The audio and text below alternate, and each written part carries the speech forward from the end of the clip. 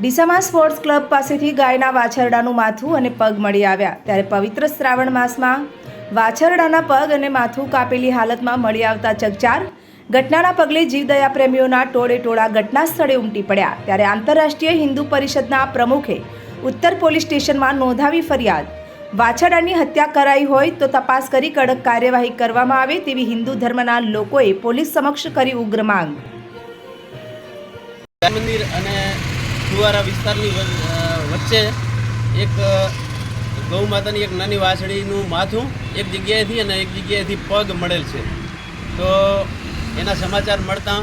ગૌ ભક્તો ગૌ સેવકો અહીંયા આવ્યા છે અને એના માટે આવું બની રહ્યું છે એના માટે કોણ જવાબદાર? તો પહેલાં જવાબદાર જે ગાયોને અહીં છૂટી મૂકી રહ્યા છે અને જે છૂટી મૂકવા દઈ રહ્યા છે એ બંને જવાબદાર છે અને એના માટે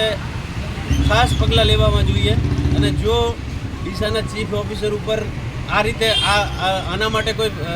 પ્રાવધાન હોય વકીલ અને એ લોકો સમજે, પણ જો ખરેખર કોઈ પ્રાવધાન હોય તો એમના ઉપર ફરિયાદ દાખલ કરવી જોઈએ કે આ રીતે ગૌ માતાને છૂટી ફરવા દે છે અને છૂટી ફર્યાના કારણે ઘણા બધા બીજા તો પ્રશ્ન આવી રહ્યા છે, પણ આજે ગળું કપાઈને જો ગાય પડી હોય તો આના માટે હિન્દુ સમાજ માટે આ કેટલી ખતરનાક વસ્તુ છે કે હિન્દુ સમાજ